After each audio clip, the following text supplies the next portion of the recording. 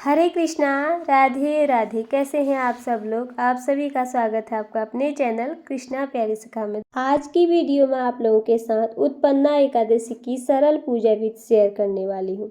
उत्पन्ना एकादशी का व्रत मार्गशीर्ष मास के कृष्ण पक्ष की एकादशी को रखा जाता है। भगवान श्री हरि के देह से ही एकादशी माता का प्रादुर्भाव हुआ था और उत्पन्ना एकादशी से ही उनकी उत्पत्ति हुई थी और इसीलिए इस एकादशी को उत्पन्ना एकादशी के नाम से भी जानते हैं और इसी दिन से भी एकादशी का व्रत रखा जाता है। वर्ष की 24 एकादशियों में यही एकादशी ऐसी है जिसका महात्म्य कुछ अपूर्व है, जिससे भगवान श्री हरि के देह से ही माता एकादशी का प्रादुर्भाव होकर और इसी दिन से एकादशी का व्रत रखा जाता है। जो लोग एकादशी का व्रत शुरू करना चाहते हैं वो उत्पन्ना यानी उत्पत्ति एकादशी भी इसे बोला जाता है, इस एकादशी से व्रत रख सकते हैं। ये पूजा आप अपने घर के मंदिर पे भी कर सकते हैं, अलग से भी चौकी लगा सकते हैं।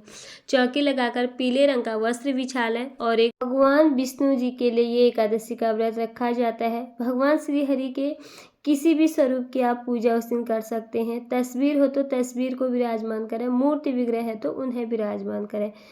तांबे का, पीतल का, किसी भी धातु का एक पात्र लें, उसमें स्वास्तिक बना लें या भगवान श्री हरि का कोई भी मंत्र लिखकर चंदन से भगवान श्री हरि की मूर्ति विग्रह को उसमें विराजमान करें।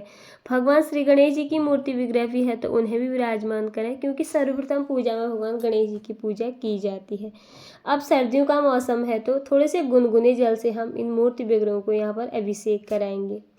गंगा जल से भी आप अभिषेक करा सकते हैं, पंचामृत से करा सकते हैं और कच्चे दूध से करा सकते हैं। आज मैं कच्चे दूध से भगवान जी का अभिषेक करा रही हूँ। और जब भी आप अभिषेक कराएं, ओम नमो भगवती वासुदेवाय नमः, ओम नमो नारायणाय नमः, इसी मंत्र का जाप करें एकादशी पर। और अगर आपके घर पर भगवान विष्णु की कोई भी मूर्ति वगैरह तस्वीर ना हो तो लड्डू गोपाल जी आपके घर पे हैं तो उनकी भी पूजा आप इसी तरह से कर सकते हैं। एकादशी के व्रत में भगवान श्री हरि के किसी भी स्वरूप की पूजा आप कर सकते हैं। ये व्रत भगवान विष्णु को ही समर्पित होता है।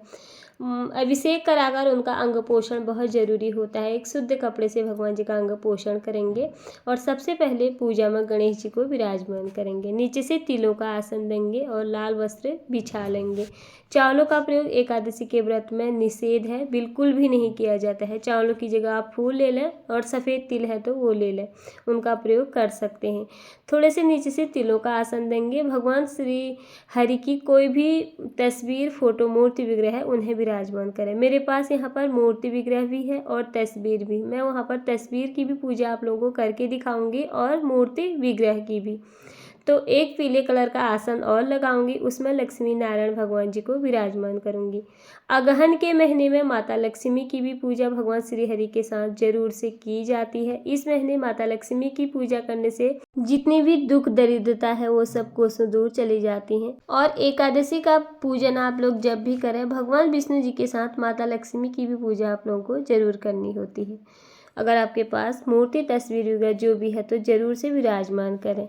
एक नीचे से तिलों का आसन देंगे। एक दीपक हम यहाँ पर प्रज्वलित कर लेंगे। दीपक प्रज्वलित करने के बाद जो हमने यहाँ पर तस्वीर रखी है भगवान श्री हरि की, थोड़े से जल के छींटे लगाकर हम तस्वीर का स्नान रूपी भाव से स्नान कराएंगे। मूर्ति विग्रह का स्नान हमने करा लिया है। स्नान के बाद भगवान जी को उस दिन इत्र सेवा जरूर देनी है। एकादशी के दिन इत्र सेवा जरूर से दें। यहाँ पर कॉटन में मैंने इत्र लगा लिया और भगवान गणेश जी और लक्ष्मी नारायण भगवान जी को इत्र सेवा दे दी है। फूल है तो फूलों की माला बनाएं, नहीं तो आप वैसी माला भी पहना सकते हैं। और वस्त्र रूपी कलावा समर्पित करें लक्ष्मी नारायण भगवान जी को और भगवान श्री गणेश जी को। अगर आपके पास चुनरी है तो वो भी माता लक्ष्मी को आप उड़ा सकते हैं। और जो तस्वीर हमने रखी है उसमें भी हम वस्त्र रूपी कलावा जरूर से समर्पित करेंगे। मैं यहाँ पर आपने तस्वीर में कैसे पूजा करनी है और मूर्ति विग्रह दोनों में पूजा विधि आप लोगों को बता रही हूँ। बहुत ही सरल पूजा विधि करके दिखा रही हूँ। और भगवान श्री गणेश जी का यहाँ पर लाल रोली से तिलक कर देंगे। भगवान श्री हरि विष्णु को पीले चंदन से करेंगे, माता लक्ष्मी को फिर लाल रोली से तिलक करेंगे। एकादशी का व्रत सर्वश्रेष्ठ व्रत माना गया है और अगर आप एकादशी का व्रत शुरू करना चाहते हैं तो इसी एकादशी यानी कि उत्पन्ना एकादशी से ही एकादशी व्रत शुरू कर सकते हैं। तो आइए अब जानते हैं उत्पन्ना एकादशी कब है। उत्पन्ना एकादशी का व्रत 26 और 27 दोनों ही दिन रखा जाएगा, क्योंकि उदया तिथि के अनुसार इस दिन दोनों ही दिन एकादशी का व्रत हम रख सकते हैं। और जो लोग द्वादशी युक्त एकादशी का व्रत करते हैं, द्वादशी युक्त एकादशी का व्रत दिन बुधवार और 27 नवंबर को रखा जाएगा। तो इस तरह से हम दोनों दिन एकादशी का व्रत आप लोग रख सकते हैं। आप चाहें तो द्वादशी युक्त रखें और उदया तिथि के अनुसार हम 26 तारीख को भी इस एकादशी का व्रत रख सकते हैं। हमेशा एकादशी के व्रत में अखंड दीपक जलाने का प्रयास करें। तो यहाँ पर मैंने दीपक का भी पूजन कर लिया है। दीप पूजन बहुत ज़रूरी होता है। और दीपक में थोड़े से डाल दें सफ़ेद तिल। सफ़ेद तिली का बहुत महत्व होता है एकादशी के व्रत में। और धूप और दीप दोनों ही प्रज्वलित कर ले हैं, दीप पूजन कर लें। पुष्प है तो वो समर्पित करें दीपक में। इसी तरह से दीप पूजन करना होता है। भगवान श्री गणेश जी को लाल पुष्प है तो वो समर्पित करें, नहीं तो कोई भी पुष्प आप उन्हें समर्पित कर सकते हैं। पीले फूल, पीले फल, यही एकादशी के व्रत में समर्पित किए जाते हैं भगवान श्री हरि के लिए। आप चाहें तो पीले फूलों की माला भी बनाकर समर्पित कर सकते हैं।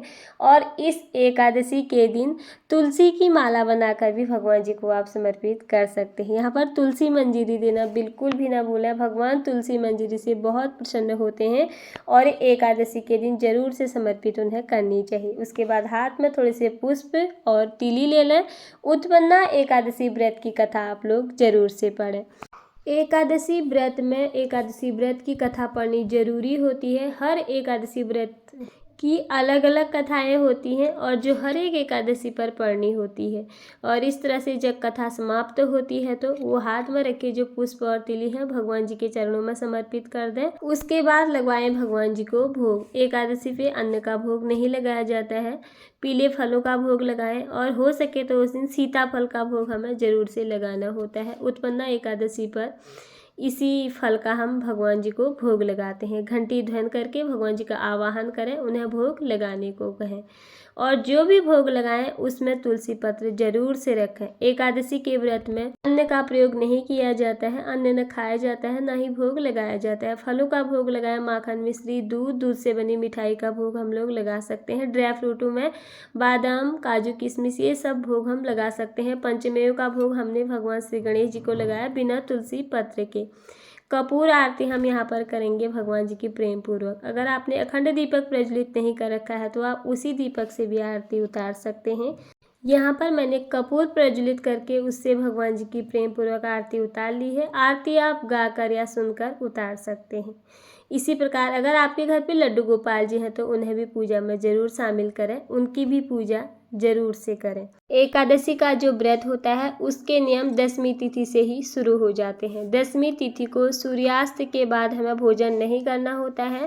भोजन में किसी भी प्रकार का तामसिक चीज़ों का प्रयोग हमें बिल्कुल भी नहीं करना है। एकादशी के दिन फलाहार या निर्जला जैसे भी आप व्रत करते हैं उसी प्रकार व्रत करके द्वादशी को इसका सही समय पर पारायण करके ही ये व्रत हमारा पूरा होता है। तो इसीलिए एकादशी का व्रत 3 दिवसीय व्रत कहा गया है। पूजा की कमी पूर्ति के लिए दक्षिणा रखें और द्वादशी को इसी दक्षिणा का हमें दान करना होता है। पूजा में हुई भूल चूक के लिए भगवान से क्षमा याचना करेंगे और अपनी मनोकामना की पूर्ति के लिए भगवान से प्रार्थना करेंगे।